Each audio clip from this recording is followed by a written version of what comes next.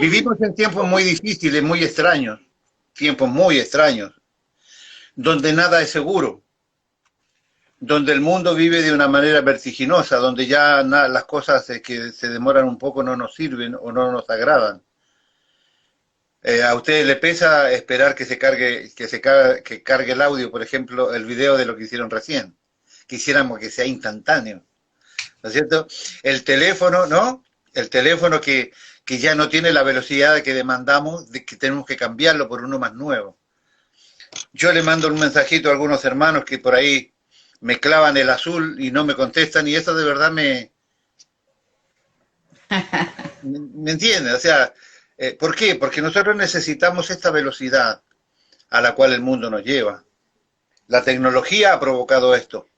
Ahora, en esta vida extraña que nosotros tenemos, estamos otra vez en el medio de una tercera ola. No se olvide que Europa está viviendo la quinta ola. Nosotros tenemos una tercera ola con el Omicron, con más de 110.000 infectados en un solo día, en donde el mundo lleva como 6 millones y medio de muertos y todavía hay gente que niega la pandemia.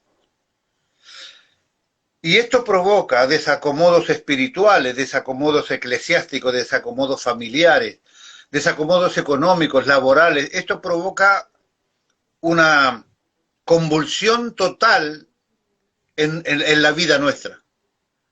En mayor o menor medida, profundo o más corto los lapsos, provoca una desaveniencia tremenda en nuestras vidas.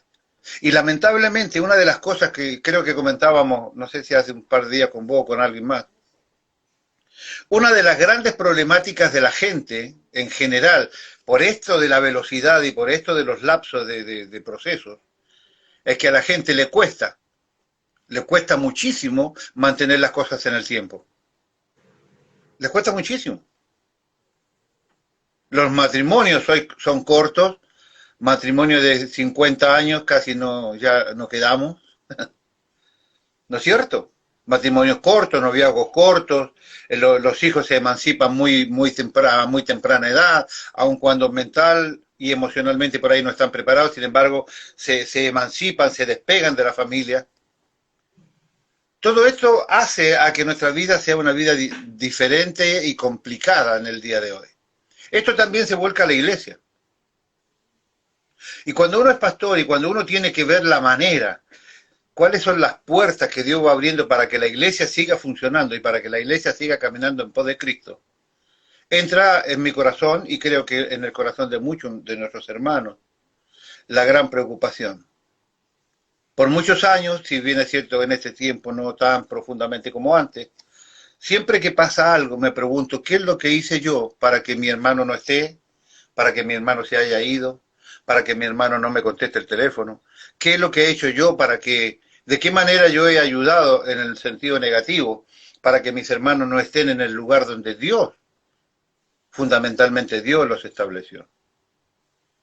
Y a veces me siento culpable y la primera pregunta que quería hacer es, ¿cuántos de los que están conectados hoy se han sentido culpables alguna vez?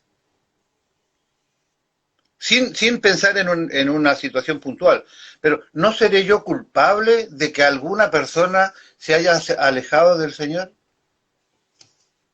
¿No seré yo culpable de que por qué los parientes míos no me vienen a ver? ¿Qué habré hecho yo? O sea, tener la responsabilidad de la interrelación personal, fundamentalmente cuando en el medio de esta interrelación está Cristo. ¿Seremos culpables nosotros? Usted es predicador y quiere predicar y le puedo asegurar que va a predicar más. Y, ¿otra vez yo, pastor? Sí, otra vez usted. Los que predicamos la palabra de Dios, ¿no somos responsables? Quiero que se guarden esta idea en la cabeza para que podamos observar una falencia que tiene la iglesia de Dios hoy, la iglesia cristiana hoy, y por la cual, creo yo, que muchísima gente está fallando en las responsabilidades eclesiásticas que tenemos. Evidentemente, esta palabra puesta en las manos del Señor, en las manos mías de parte del Señor, es para Jesús Rey de Gloria principalmente o prioritariamente. Yo soy responsable de los que se congregan en Jesús Rey de Gloria, o aquellas, y tengo responsabilidad también de aquellos que están cerca a nosotros, que por distintas causas o determinaciones personales que tienen toda la libertad, no congregan presencialmente en el templo, pero que de alguna manera estamos interrelacionados. A mí todos los días me dicen que yo tengo ovejas fuera de este país. Yo tengo ovejas aquí en la zona que no se congregan presencialmente en nuestro templo. Personas que de alguna manera hemos quedado entrelazados, hemos quedado unidos por el amor de Dios, por la amistad y por las buenas relaciones que hemos mantenido. Entonces yo quiero hoy que con este concepto pensemos en lo que yo le voy a mostrar. A una palabra maravillosa, que si la gente que se ausenta de los templos, la gente que se ausenta de la presencia de Dios, la gente que se ausenta de la oración, la gente que se ausenta de un vivo como este, la gente que se ausenta porque viene la Navidad, el Año Nuevo, las vacaciones, la gente que se ausenta por distintas causas, a veces ni siquiera poder justificar eso. No estoy hablando de que usted tiene que ir de vacaciones, López, tiene que ir de vacaciones. Todo el mundo necesita descansar. Y si no, lea los primeros capítulos del Génesis. 6 días trabajarás y el séptimo descansarás y será para Jehová tu Dios. O sea, y él no necesitaba descanso. Él solamente estaba estableciendo eso por amor y enseñanza a nosotros. No estoy hablando de descansar, estoy hablando de dejar lo que te pusieron en las manos para hacer. De dejar la banca que te corresponde cuidar en la iglesia. A eso me refiero. Texto, 2 de Corintios, capítulo 5, versículo 21. Título de la prédica, el corazón del Evangelio. El mero corazón del Evangelio, el centro de los centros. El corazón del Evangelio, 2 de Corintios, capítulo 5, versículo 21. Vamos a leer como corresponde en el nombre del Señor Jesucristo. Dice así, al que no conoció pecado, por nosotros lo hizo pecado, para que nosotros fuésemos hechos justicia de Dios en él. Aquellos que somos rápidos para pensar o que nos gusta pensar, si yo divido en dos partes este texto inicial, hermano, yo le tendría que decir, ponga la pava y prepárese porque vamos a estar hasta la noche conversando sobre esto. Al que no conoció pecado, por nosotros lo hizo pecado. Para que nosotros, que no somos, seamos justicia de Dios. O sea, el que no era lo hizo para que los que no somos fuéramos. Ya le voy a explicar de qué se trata. El sacrificio de Cristo en la cruz, en lugar de los pecadores, es el mismísimo corazón del Evangelio. El reemplazo, la sustitución, este mensaje que tan poca importancia se le da en las iglesias evangélicas. Recordarle al pueblo, enseñarle al pueblo de que vos tenés vida eterna porque hubo un sustituto, Cristo, que murió en la cruz por ti. Si usted tiene un amigo y dice, ¿me cuidás este puesto de trabajo que yo tengo que ir al baño? Y cuando viene usted, resulta que ese tipo tú allí se defendió de unos ladrones porque querían robarle tu negocito. Ese sacrificio que hizo él por sustituirlo, usted no lo olvidará nunca. Cristo es el sustituto mío en la cruz. Cristo es el sustituto de Ale en la cruz. Cristo es el sustituto de Pablo en la cruz. Nosotros debíamos haber sido muertos. Sin embargo, el sustituto de nosotros es Cristo Jesús. Por él tenemos vida y no tenemos muerte. Ahora, si nosotros los hermanos pudiésemos entender y pudiésemos tener en consideración esto, ¿nos alejaríamos de las reuniones? Si tuviéramos presente siempre, ¿nos alejaríamos de la oración? Si eres el sustituto mío que me reemplazó en la muerte, ¿dejaríamos nosotros nos alejaríamos del que es dueño de la vida? ¿Me entiende por dónde lo quiero llevar? Póngale ahí primera, despacito y vamos, ¿sabe?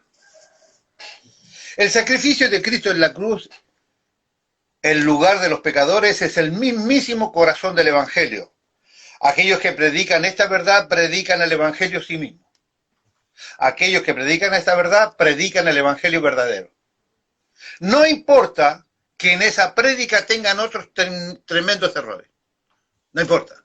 Si usted predica que Jesucristo es el sustituto del hombre, si usted predica que Jesucristo murió en la cruz por nosotros, no importa que en cosas menos valederas o menos importantes a la luz de la salvación, los demás se equivoquen. Que usted diga, no, el rapto de Cristo va a ser, en vez de pre-tribulacionista, va a ser tribulacionista, va a venir en el medio. No importa si dice, no va a venir en el medio, va a venir al final de la tribulación. No, ¿sabe qué? No va a haber tribulación. No importa, porque la realidad va a ser que usted lo va a entender después que, oh sí, mira lo que pasa, había tribulación. ¿No? Alguien después de decir, viste, yo tenía razón. Pero eso no importa porque no hace a la salvación. Cristo murió por nosotros, ese es el meollo de la cuestión.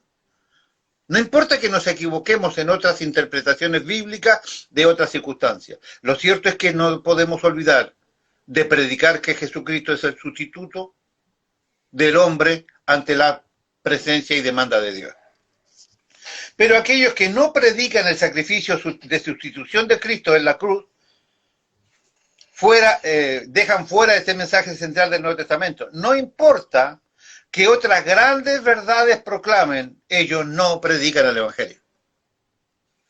No importa si usted entendió todo el Apocalipsis, López, y usted no entendió de que Jesucristo, mire, predique de los sellos, de los este regénesis que yo le destruí su estructura, ¿no? Predique de todo lo que quiera. Si usted predica de todo eso, pero no predica del sustituto de Cristo, usted no predica el Evangelio. ¿Estamos bien? Amén, buenísimo. No importa que estas verdades no proclamen otras verdades. Usted predique sobre la sustitución de Cristo. Por allá, por el año 1880, hay una persona que usted admira, llamada Spurgeon, ¿no? El príncipe de los predicadores. Predicaba sermones con truenos en su voz sobre la doctrina de la sustitución de Cristo, porque estaba siendo negada por el liberacionismo creyente de la Unión Bautista de Bretaña en aquellos años. Hoy el problema es aún tanto diferente. Algunos predicadores de la televisión, fundamentalmente norteamericanos y también centroamericanos, algunos predicadores de la televisión enseñan que Cristo expió por nuestros pecados en el infierno. Que la razón de haber bajado ahí y estar 3 días allí es que allí fue Él a pagar el precio de nuestros pecados en el infierno. Espere que estoy para que no me agarre la úlcera acá, espéreme, estoy tomando descanso. Algunos predicadores de la televisión enseñan que Cristo expió nuestros pecados en el infierno. Ese es un terrible error y es una blasfemia. No se haya escrito en ninguna parte de la Biblia. Pero en la mayoría de las iglesias evangélicas no es tanto que la doctrina sea negada como que la doctrina de la sustitución sea descuidada, tristemente y extrañamente descuidada. Que nosotros neguemos es una historia. Son pocas o son menos los que niegan la sustitución de Cristo. Pero que teniéndola, no la enseñemos, que teniéndola la descuidemos, que teniéndola no le recordemos a los hermanos. Estás abandonando a aquel que te sustituyó en la muerte. Estás dejando la tarea que Dios te dio a aquel que te sustituyó en la muerte. Estás abandonando en la oración a aquel que te sustituyó en la muerte. Eso es tremendamente peligroso. Es tremendamente grave. La muerte de sustitución de Jesús en la cruz casi nunca se proclama en los púlpitos evangélicos modernos. Predicar de la muerte de Cristo, sangre, es grotesco. Es muy... ¿no? Mencionar demasiado el infierno es mala onda. Dios de amor no puede tener un solo cielo. No hay infierno, no. Se asusta la gente y se va. ¿Cómo le vas a decir vos a los jóvenes del infierno? Se van a ir de la iglesia, no están a... Hermano, predique el evangelio como corresponde. Nunca trate de defender a Dios, porque tratar de ser mejor que Dios es pecado. Usted predique. ¿Acaso Jesús tuvo algún impedimento para decir a los fariseos lo que le dijo? ¿Los odiaba? No. Hubiera sido así, hubiera tenido pecado, no lo hubiera podido salvar. Él amaba a los fariseos. Amén, amén. Sin embargo, nunca cayó su verdad. Como amaba a los griegos, como amaba a los romanos, como cuando estaba siendo clavado y en la cruz dijo, Señor, perdónalo porque ni siquiera saben lo que hacen. Ni siquiera, es como escuchar decir, ni siquiera saben con quién se metieron. Es más o menos una paráfrasis mía, ¿no? La muerte y la sustitución de Jesús en la cruz casi nunca se proclama en los púlpitos evangélicos modernos. De hecho, casi no se hace ningún tipo de mención de la muerte de Cristo en la mayoría de las iglesias evangélicas de hoy. Porque hablar de muerte de verdad no es grato para nadie, menos de sangre, menos de sacrificio. Esas cosas son... Puchi. Pueden haber allí en el medio de las prédicas unas pocas palabras, pero los pastores raramente dan sermones completos sobre la doctrina crucial de la sustitución. No somos enfáticos en esto. Creo que esa es la gran razón por la cual salen montones, masas de gente que están escapando de las iglesias evangélicas, con sus oyentes dejando el cristianismo para ir al catolicismo romano o para ir a la ortodoxia oriental, donde todo servicio está edificado en la muerte de Cristo. Pese a no ser aplicada de modo que salva, la crucifixión es parte integral de las misas católicas. No está correctamente interpretado allí. Cuando toman la cena del Señor, ellos dicen que la Eucaristía dice que usted se echó esa cosita que parece papa frita, ¿vio? Chiquitita así, Sí, la hostia. finita. Parece papa frita, ¿vio? Usted la aprieta. Yo nunca fui católico, vengo del ateísmo, pero todos dicen que la aprieta con la lengua y se deshace.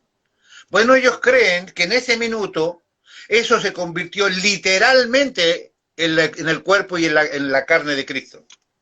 Esa es la Eucaristía, cual significa que todas las misas crucifican otra vez a Cristo.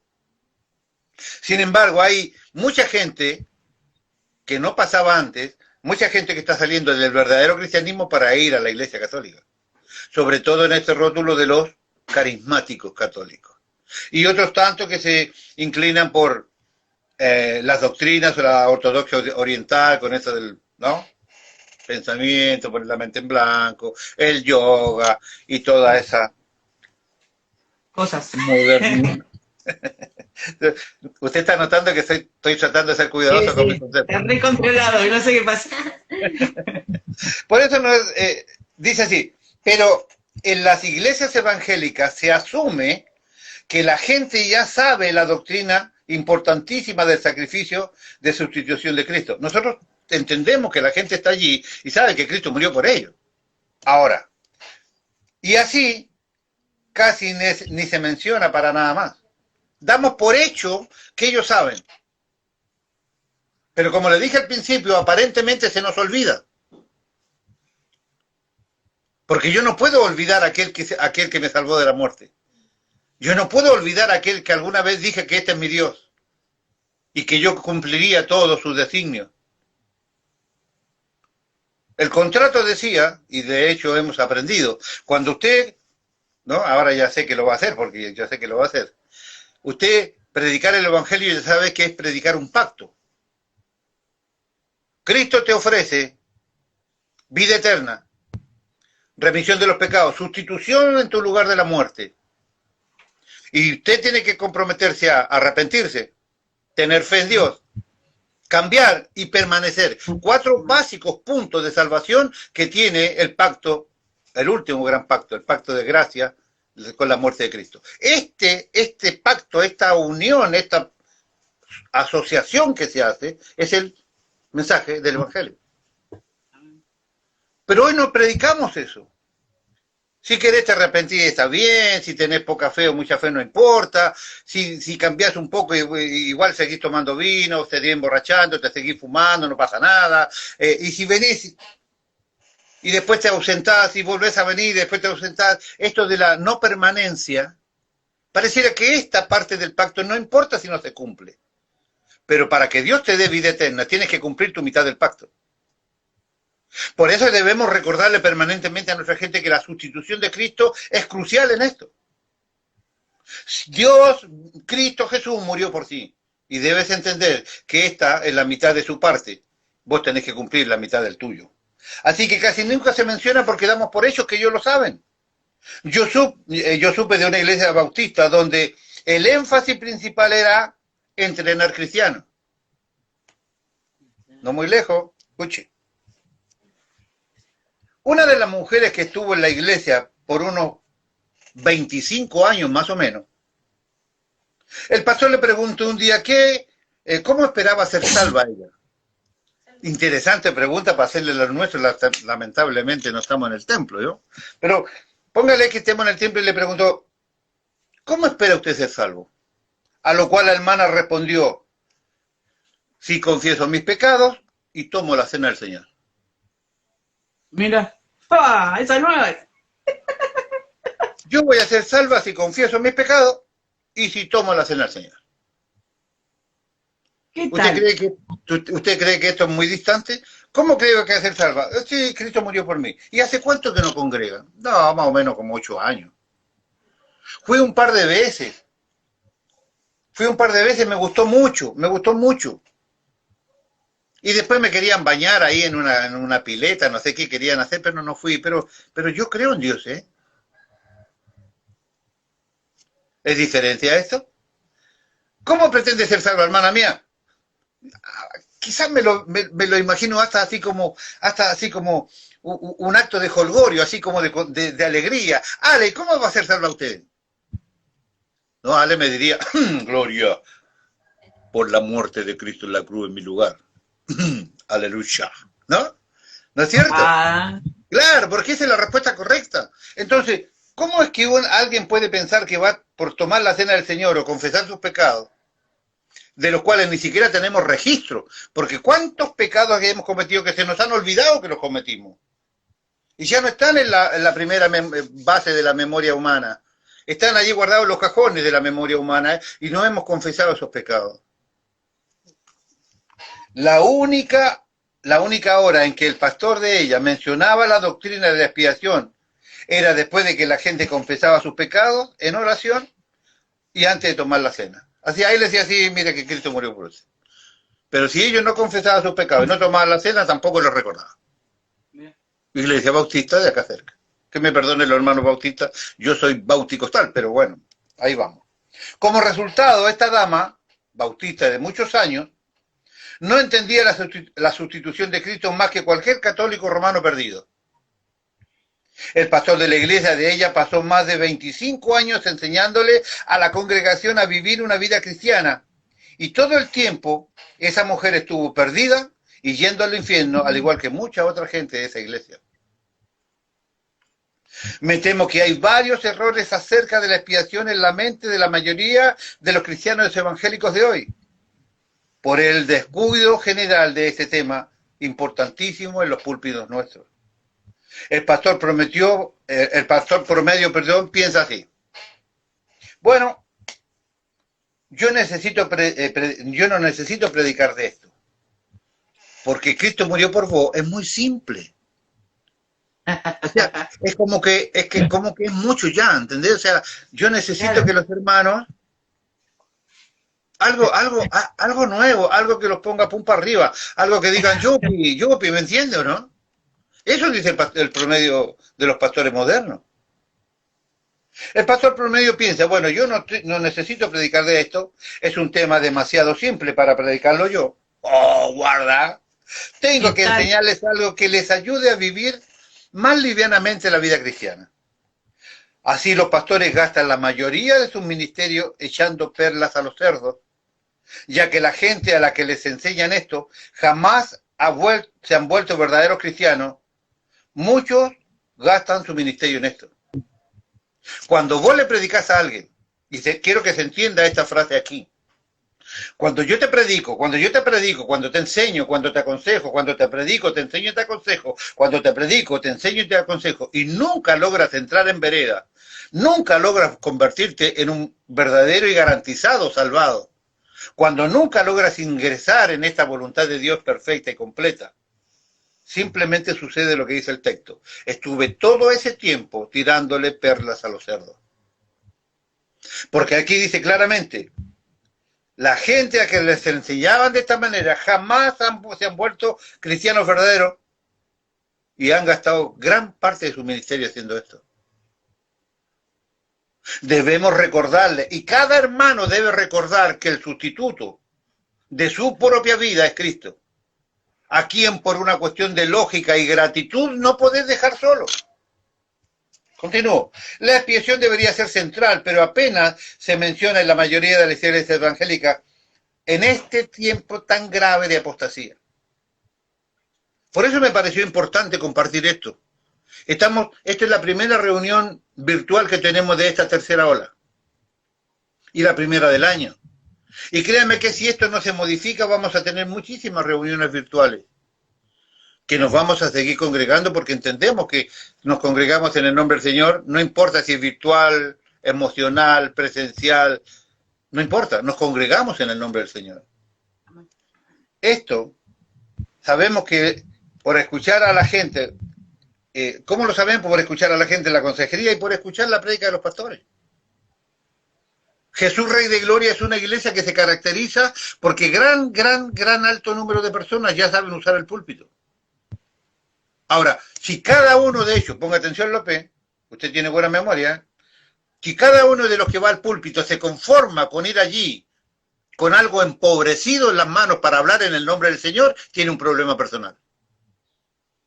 Si yo no tengo la preocupación de entender, Cristo es mi sustituto, Él es mi Dios y me hizo su siervo, y porque soy mensajero de Dios, mensajero de Cristo al pueblo, yo no puedo llegar acá con dos galletitas y una latita de paté, no sé si me entiende, para alimentar a un pueblo. Yo tengo que buscar la voluntad de Dios, tengo que capacitarme para que la palabra que Dios ponga en mis manos sea la suficientemente nutritiva para que el que vino a la iglesia se vaya y no se olvide que tiene allí un Dios que le espera.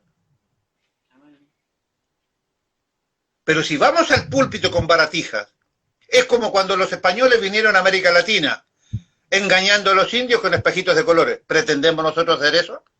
Nosotros tenemos que alimentar a un pueblo de Dios para que llegue a la vida eterna. ¿Cuál es el fin de la iglesia? Que conozcan el sacrificio sustituto de Cristo y puedan llegar a la vida eterna. Yo a lo único que quiero entretener es a mis nietos. Yo no quiero entretener a nadie en la iglesia. Yo quiero que la iglesia, Jesús Rey de Gloria, sea un lugar donde Dios tenga gente que allí que se está preparando para su uso. Yo a veces les cuento a ustedes cuáles son mis oraciones personales. En mi oración personal de este tiempo, de este nuevo inicio, es muy simple. Señor, quiero tener una intimidad contigo, Padre mío, a tal punto que no la he tenido antes, para que yo me convierta en una opción primaria para ti. Quiero seguir conociendo a Cristo y amarlo más que, como veo hay otra gente que tiene una devoción que yo todavía no alcanzo. Para que cuando Cristo necesite una adoración, un servicio, yo sea la primera opción para Él. Quiero tener una relación tan íntima con el Espíritu Santo, que es el Dios que menos conocemos, para que yo pueda aprender de Él y que yo pueda terminar siendo para el Espíritu Santo una de las primeras opciones de uso y de gloria. Esa es mi preocupación, esa es mi oración personal. ¿Por qué? Porque mi oración personal se va a volcar a nuestra iglesia. Y yo quiero que mis hermanos, que Jesús Rey de Gloria en general, seamos la primera opción del Padre, la primera opción del Hijo y la primera opción del Espíritu Santo cuando necesite verdaderos adoradores que adoren en espíritu y en verdad. Pero para eso no se me puede olvidar que Cristo es el sustituto de mi vida y que yo tengo vida y tengo posibilidades porque Él murió por mí. Continúo. No quiero, estoy controlado, estoy ahí. Sabemos que esto de escuchar a la gente en la cuarta de consejería y escuchar la voz de los predicadores. Ya le dije, predicador de JRG, prepárate. Prepárate. Yo por ahí no digo nada, pero yo observo todo. Yo por ahí no digo nada, pero yo memorizo todo. Y yo soy responsable, porque soy, además de pastor, maestro de la palabra hace más de 40 años, yo soy responsable de lo que la gente hace dentro de la iglesia. A prepararse, hermanos míos, porque este 2022 simplemente es un año menos que falta para el regreso de Cristo. Pasó el 21, un año menos de esperar a Cristo. 2021 después de Cristo, o sea, son 2021 años menos que debemos esperar a Cristo. Cristo viene pronto, muchachos. La mayoría de las veces son los pastores los que hablan y nunca preguntan, ni escuchan la respuesta de la gente. Y aquellos que somos preguntones, pero ¿para qué pregunta tanto? Es que la única manera de preguntando, es que yo ya sé lo que la persona piensa, para darle la verdadera directiva correcta. Por lo tanto, estos pastores no tienen ni idea de lo que la gente piensa. Es por eso que no se dan cuenta de que el tema de la sustitución de Cristo, lejos de ser demasiado simple, casi no se conoce en términos reales en las iglesias evangélicas del siglo XXI. Estamos estudiando Hebreos, rudimentos básicos, o sea, como siempre les digo, básicos. No puedes no saber esto si te llamas cristiano. No puedes, es como no haber ido al jardín, ¿me entiendes? Arrepentimiento de obras muertas, fe en Dios, bautismo, imposición de manos, ¿no? ¿Qué más? En Dios. Resurrección de los muertos y juicio final. Dice ahí Hebreo, estos son rudimentos. No podés no saber esto. No podés no saber esto. ¿Cómo llamarse cristiano si no sabes defender estas doctrinas que son, según ahí, rudimentos básicos? No vamos a volver a hablar de los mismos que ya sabemos, dice el escritor de Hebreo. Claro, para Dios es re simple, para el escritor de Hebreo también. Y yo creo que era Pablo, pero no le cuenta a nadie que yo creo eso, pero ¿me entiende? Ahora, ¿y nosotros? Ni siquiera nos acordamos de que Jesucristo es el sustituto.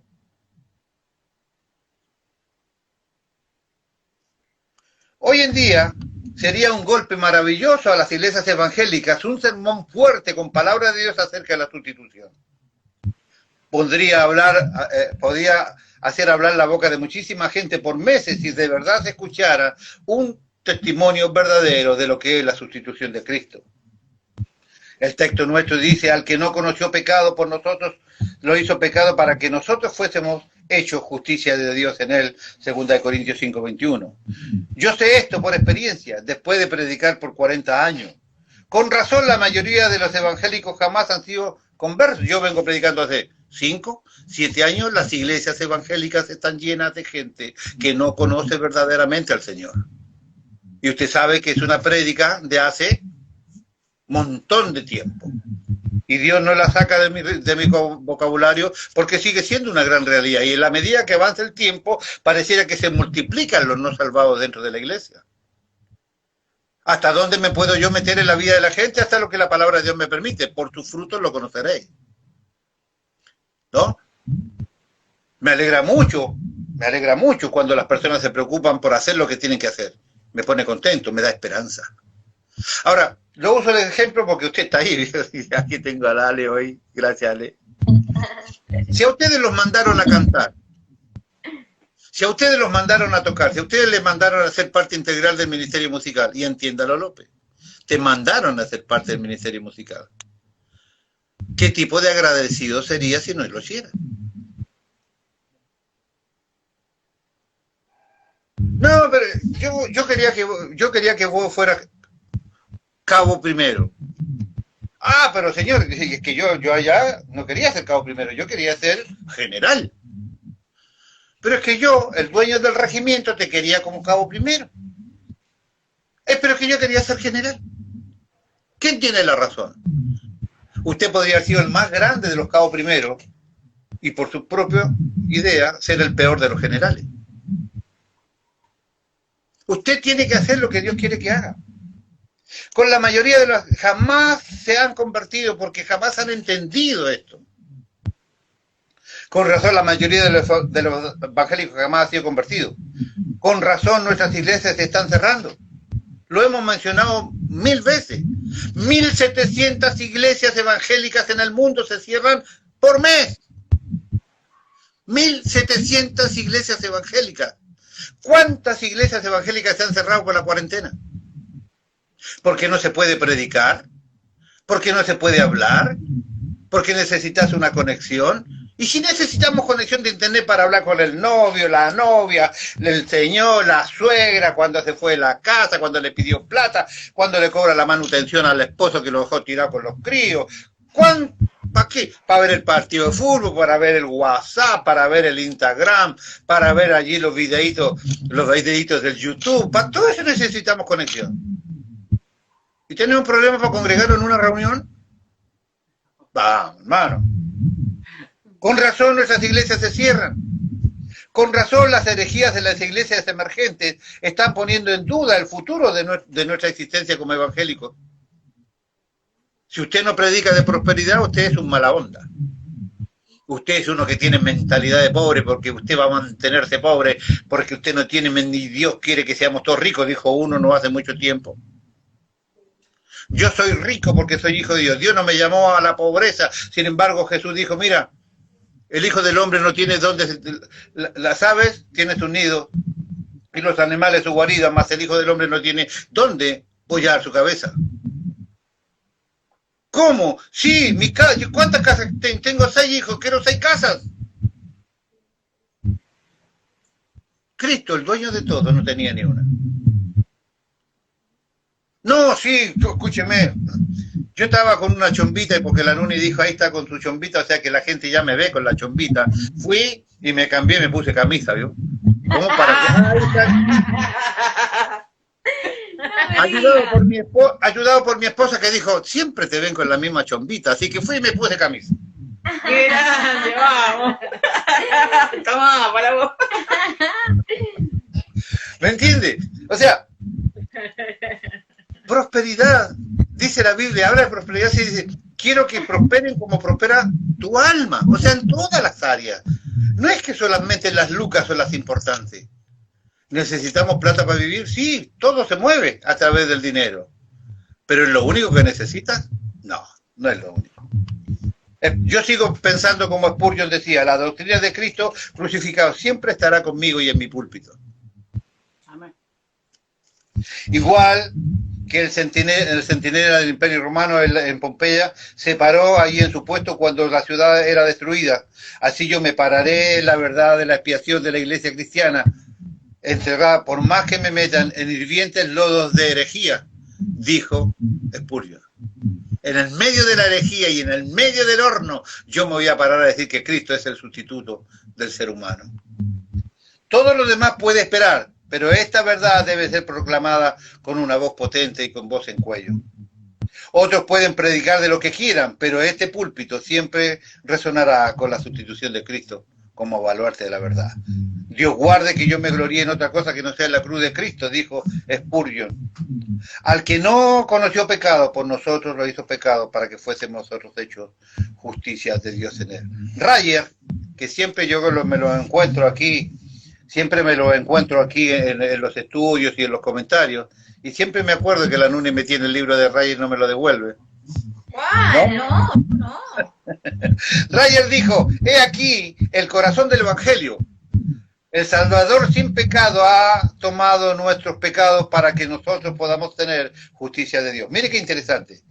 Esta es la doctrina central del Evangelio, el corazón del Evangelio mismo, Cristo como sustituto del pecador. Pero ponga atención, Pablito.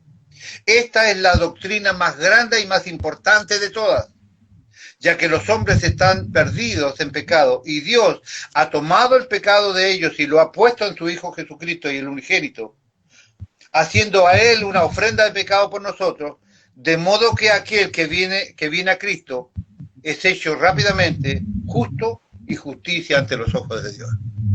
Yo vengo a Cristo y toda mi mugre se la ponen a Cristo y automáticamente yo me convierto en justicia de Dios a los ojos de él.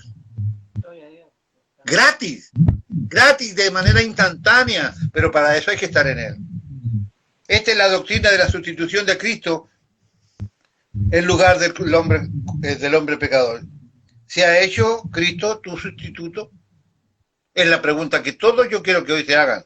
¿Se ha hecho Cristo su sustituto? Si no, no tienes esperanza de escapar de la llama del infierno. Si Cristo no es tu sustituto, no tienes vida eterna. Si Cristo no es tu sustituto, no hay manera que salves tu vida. El que no conoció pecado, por nosotros se hizo pecado para que nosotros fuésemos hechos justicia de Dios en él. 3 pensamientos básicos y nos vamos. Primero, ¿quién era esa persona que fue hecha pecado por nosotros? El que no conoció pecado, por nosotros se hizo pecado. Dice, ¿cierto? Era Cristo, que no conoció pecado nunca, que venía de la santidad misma, que venía de la gloria eterna del cielo, donde era adorado por toda la creación que él tenía allí. Nunca había experimentado, no solamente el pecado, que nunca lo experimentó, pero no había estado en cercanía de pecado, hasta la creación del Satanuca, usted sabe, ¿no? ¿Cierto? Ahora, Cristo, el que no conoció pecado, en toda su vida en la tierra jamás conoció pecado. O sea, estaba allí en la gloria, se humilló a sí mismo, se hizo hombre, y aún aquí, en el medio de toda esta, no cometió pecado. Él era el único hombre sin pecado que jamás vivió. El único que jamás vivió, que no haya tenido pecado. Cuando él dijo, ¿quién de vosotros me redarguye de pecado? No pudieron encontrar pecado en él, dice Juan 8:46. Aún el gobernador romano Poncio Pilato reconoció, cuando el otro sinvergüenza, mentiroso, decía, crucifícale, y él dijo, no veo que nada malo haya hecho este hombre. Cuando ellos le decían, crucifícale, Pilato dijo, pues, ¿qué mal ha hecho? Mateo 27:23. Ellos no pudieron hallar pecado en él, entonces tuvieron que difamarlo erróneamente y torcer lo que él había dicho para poderlo encontrar culpable. El apóstol Pedro dijo sobre Jesús, el cual no hizo pecado, ni se halló engaño en su boca, 1 Pedro 2:22. El apóstol Juan dijo, y no hay pecado en él, 1 Juan 3:5. Estas son palabras de Pedro y Juan, sus 2 discípulos más cercanos, hombres que lo conocían más íntimamente que los demás. Pedro dijo, el cual no hizo pecado. Juan dijo, no hay pecado en él. ¿Quién habría sabido mejor que ellos? Jesús era el Cordero de Dios, sin defecto y sin mancha de pecado. Cristo fue capaz de tomar el lugar de los pecadores en la cruz porque él no tenía pecado. Aún el ladrón de la cruz crucificado dijo, ningún mal hizo, Lucas 23:41. Ese que en ningún lado nadie lo podía culpar de pecado, ese que era la santidad misma hecha persona, ese que vivía en la gloria eterna en el cielo, ese Dios se hizo pecado por nosotros. Él se hizo pecado. El creador de la santidad se hizo pecado. Segundo, ¿qué hizo Dios con el que conoció pecado?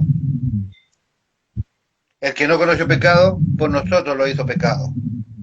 El significado obvio es que el pecado fue quitado del pecador culpable y fue puesto sobre el Cristo inocente.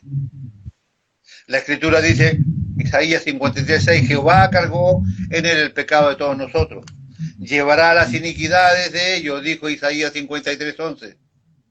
En este lenguaje simple, pero si hay algo que pudiese simplificar más todavía esta declaración, por nosotros se hizo pecado. Impensado, esto no hay manera de entenderlo humanamente. Dios puso todo el peso del pecado humano sobre Jesús antes de que Jesús fuera a la cruz. Ya lo hemos estudiado el día jueves en la noche, cuando él estaba agonizando y estaba muriendo de pesto, de angustia. Eran los pecados nuestros. Nuestro pecado fue puesto sobre él en el huerto de Getsemaní y cargó con nuestros pecados en su cuerpo hasta la cruz. Spurgeon dijo, el pecado oprimió a nuestro gran sustituto Jesucristo terriblemente. Él sintió el peso de ellos en el huerto de Getsemaní, donde sudó grandes gotas de sangre al caer en tierra. La presión completa del pecado nuestro sobre él vino cuando él estaba clavado en el madero. La presión de todo esto vino sobre su vida. Allí, en las horas de tinieblas sobre las que él cargó con todas las vergüenzas nuestras. Él cargó con todas las vergüenzas nuestras. ¿Cuál? Todo mi adulterio que hice escondido, él cargó la vergüenza. Todas las veces que las personas se drogaron, Él cargó con la vergüenza. Todas las veces que se metieron a páginas pornográficas, Él cargó con la vergüenza. Todas las veces que se engañaron las mujeres o los hombres, o las mujeres a los hombres, allí Él cargó con la vergüenza. Cuando vos salís a fumar escondido, Él cargó la vergüenza. Cuando te drogaste, cuando robaste, cuando te prostituiste, cuando hiciste lo que hiciste, Él cargó la vergüenza. Nunca pensamos en esto. Y esto es parte del sustituto de Cristo en nuestro favor. Él cargó la vergüenza. Y como eso pasó, escupieron su rostro. Fue una burla cruel. Sabemos que Él cargó dolores innumerables de cuerpo y de mente. Él tuvo sed, Él clamó con gran agonía de abandono. Él sangró y murió. Él clamó de abandono. Él clamó de, escúcheme, Él clamó de abandono. Todo el mundo lo había dejado solo. Nadie de los que se llamaban sus amigos lo estuvieron allí. Él clamaba de abandono. Hasta su padre tuvo la necesidad de dejarlo, darle vuelta a la espalda. Padre mío, ¿por qué me has desamparado? Jesús sufrió en aquel momento el abandono. Si bien es cierto que todo mi pecado a Jesús hoy, como Dios glorificado, no lo hace sufrir ni lo hace llorar. Él es Dios. ¿Pero acaso no le recuerda este momento como mínimo? Cuando vos abandonaste la iglesia, cuando abandonaste el ministerio, cuando abandonaste el instrumento, cuando abandonaste todo lo que se te ha dado, cuando abandonaste el crecimiento espiritual, cuando abandonaste a Dios, cuando abandonaste la fe, cuando hiciste lo que quisiste, cuando te alejaste porque no soportabas a las personas, ¿acaso no hiciste lo mismo que Él sentía allí clavado en la cruz cuando clamaba por abandono? Lo abandonaron antes y lo abandonamos ahora. ¿Por qué pasa esto? Porque nos olvidamos que Él es el sustituto en nuestras vidas para que tengamos vida eterna. Que el sustituto nos impide ir al infierno, que el sustituto hace todo lo que hemos venido desglosando recién.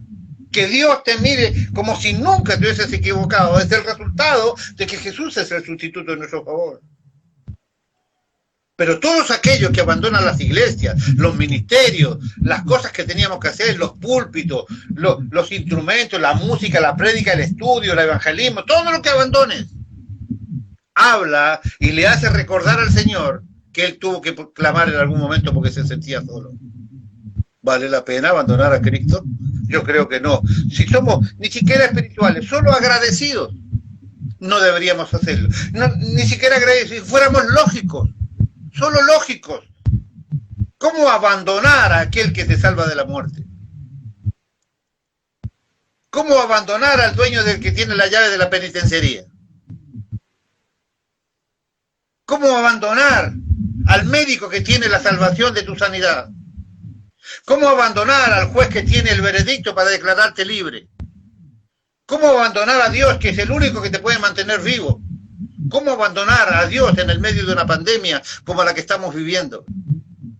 Por eso es que cuando yo veo 6 familias o 6 personas o 6 familias el día martes conectados con la oración, y cuando veo a 7 u 8 familias conectadas con un estudio bíblico, me recuerda esto, la ingratitud del corazón de los seres humanos. Por eso me pareció importante compartir esta palabra hoy. No puede ser que seamos tan ingratos. No puede ser que tengamos tan mala memoria. Fue una burla cruel. Sabemos que Él cargó dolores innumerables de cuerpo y mente. Él tuvo sed, Él clamó por gran agonía de abandono. Él sangró, Él murió. El abandono lo lastimó antes, también le duele hoy. Sabemos que derramó su alma hasta la muerte. Pero tras esto y más allá de todo esto, un abismo de sufrimiento sin medida, del cual nosotros no podemos entender. Tus sufrimientos desconocidos, sufrimientos que no puedes conocer tú mismo, los sintió Él por ti. Él sintió el dolor de todas las enfermedades existentes en la actualidad y en el pasado. Todas las penas y las angustias que nosotros los seres humanos y los cristianos hemos vivido, las vivió Él también en el Calvario de la cruz. Él es el sustituto de todas las cosas para nosotros. Él es el sustituto de todas las cosas para nosotros. La única manera de no volver a vivir toda esta interminable consecuencia de pecado es que Él sea nuestro sustituto. Porque si no se vuelve nuestro sustituto, volveremos a vivir todo lo que merecemos cuando seamos enjuiciados por Dios y encontrados culpables. Él padeció con ellos una cantidad de angustias que no somos capaces de concebir ni de pensar. No diré más. Es sabio poner un velo cuando no se puede explicar gráficamente lo que uno quisiera. Este texto hace ambas cosas. Ponga atención. La cruz es en muchos aspectos, una gran revelación o la revelación más completa de la ira de Dios contra el pecado humano, que aún en el infierno el humo de los tormentos sube por los siglos de los siglos. Observar la cruz de Cristo, donde Dios dice que sintió complacencia de descargar su santa ira sobre Jesús porque tenía los pecados nuestros. Esta es una de las mejores muestras de saber lo que Dios es capaz de hacer en contra del pecado humano. ¿Te querés alejar del que te libra del pecado humano, sabiendo que esta es la manifestación que Dios tendrá con el pecado humano que no quiere arrepentirse? Decía recién, si somos solamente lógicos, no haríamos eso. ¿Quién hubiese sabido del odio de Dios por el pecado? Dejaría de ver al unigénito sangrando de cuerpo y sangrando de alma hasta la muerte por nosotros. Si Dios no permitía esto, no nos hubiéramos enterado nunca de lo que es capaz Dios de hacer y de lo que es capaz Jesús de sufrir por nosotros. Es más que sujetándole a padecimiento. Leemos sí, Jesús fue sujeto a padecimiento. Es más que eso.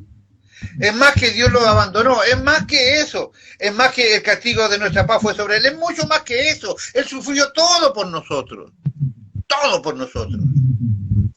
La descripción más sugestiva de todas, por nosotros se hizo pecado. Esa es la frase que deberíamos nunca jamás olvidar. Él se hizo pecado por nosotros. La profundidad del terror y sin embargo la grandeza de Dios y la grandeza del amor en el mismo momento. Con esto termino. Tercero, ¿qué te puede suceder a ti como resultado de lo que Jesús hizo? El que nos conoció pecado, por nosotros se hizo pecado para que nosotros fuésemos hechos justicia de Dios en Él. Toda persona que viene a Jesús y descansa en Él es hecha justa ante la vista de Dios por medio del sacrificio de sustitución de Cristo. Justo, no como justo. No es como que usted se parece justo, no es que usted es un poquito justo. Dios te ve y te trata como que nunca jamás en tu vida equivocaste en absolutamente nada. A los registros de Dios no hay un registro de que tú te equivocaste en algo, que cometiste alguna infracción, algún pecado, nada. Tú eres totalmente justo a los ojos de Dios por el sustituto de Cristo. Nosotros somos hechos justos por medio de la fe en Jesucristo. Y de ningún otro modo puede ser así. Justificados pues por la fe tenemos paz para con Dios por medio de Jesucristo. Escúcheme, hermano mío, por favor. Justificados, contados como justos por la fe en Jesús. A ver, Gabriel, vaya por favor y cuénteme a los justos. Pablo 1, Alejandra 2, Nuni 3, Luis 4, la pastora Patricia 5, y así podríamos hacer una lista. Porque nosotros somos contados justos delante de Dios por el sustituto de Cristo. No como justos, o no parecidos, justos, en el amplio sentido de la palabra. Y como le enseñaba el otro día, no hay palabra más difícil por los alcances que tiene que la palabra justo, justicia, justificación en la Biblia. Mire qué interesante, un predicador dijo, Jesús fue hecho lo que no era, pecado, para que nosotros pudiéramos ser hechos lo que no somos, justos. Espectacular. López, usted que le gusta la frase, mire, un predicador dijo, Jesús fue hecho lo que no era, pecado, para que nosotros pudiésemos ser hechos lo que no somos, justos. Debes entender esto.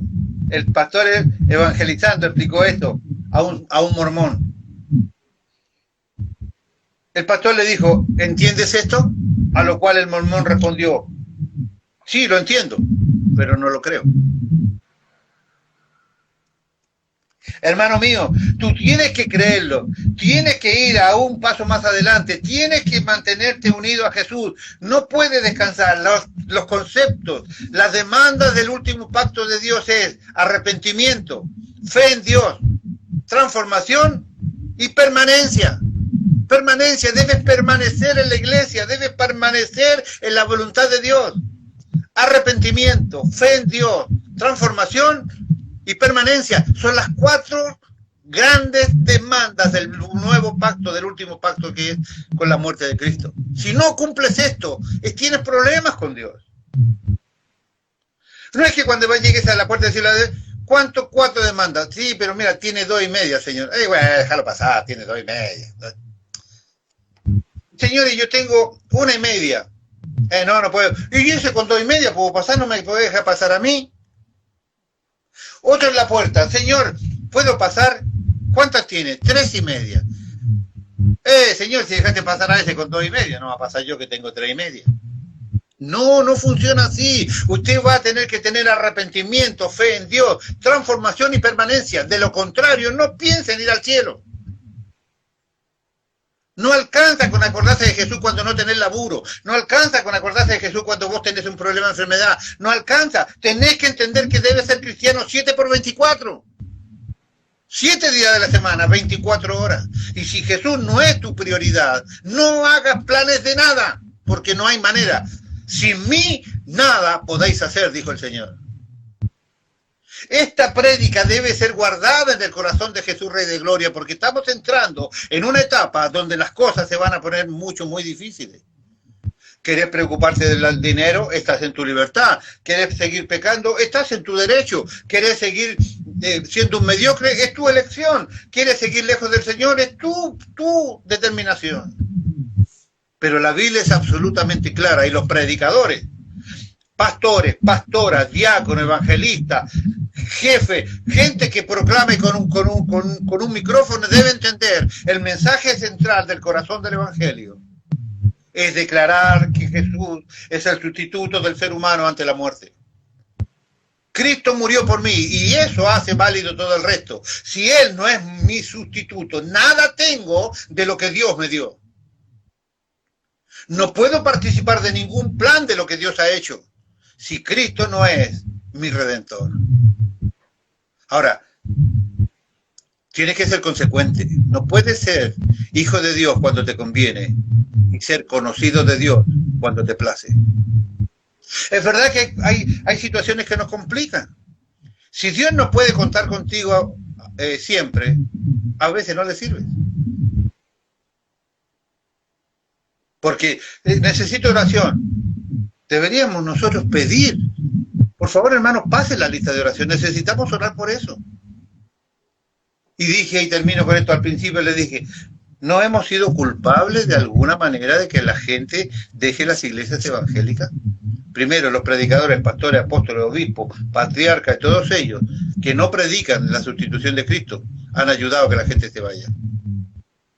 Y aquellos que no han visto la iglesia como parte de la familia, y no extrañas al hermano que de la banca que no se está sentando allí, y no has orado por él, y no has mandado un mensaje, entonces también te estás ayudando a que la gente se vaya de la iglesia.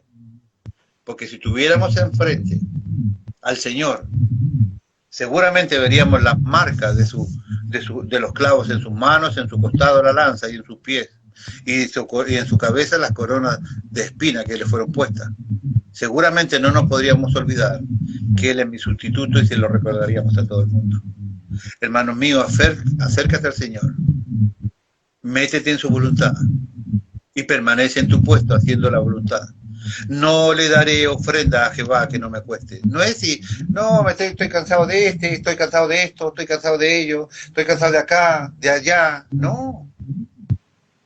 Dios, Timoteo dice que somos nosotros soldados de Jesucristo.